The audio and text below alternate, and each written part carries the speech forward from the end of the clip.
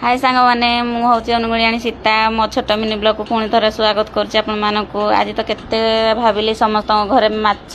chicken mutton केते कौन होता आम घर को चिकेन आसला सांग मैंने अदा रसुण पियाज देकी पेस्ट करदेली गोटा जीरा पेस्ट करदेली कंचा लंका पियाज टमाटो काटी देली तेल पकईदेली पियाज कंचा लंका पकईकी खड़र खड़र खड़र खड़र करना लेपिटेदेली भाजीदेली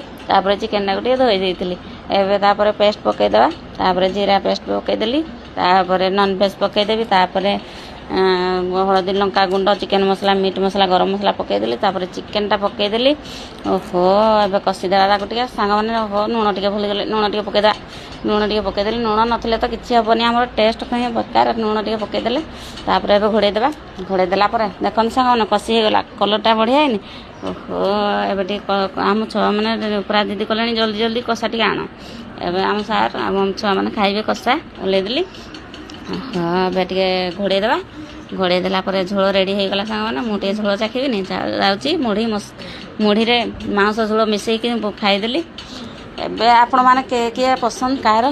टे कहे मो छोट बड़ भाई भौणी मैंने टे कहे प्लीज क्या मांस झोल मुढ़ी रे पसंद खायापी मत तो बहुत पसंद आबे चल भात रेडी हो गला मांस झोल रेडी हो गला एबे खाई देखिए केमती लगुच आपण मान घरे आज कौन कौन सांग मैंने प्लीज कमेंट करेंगे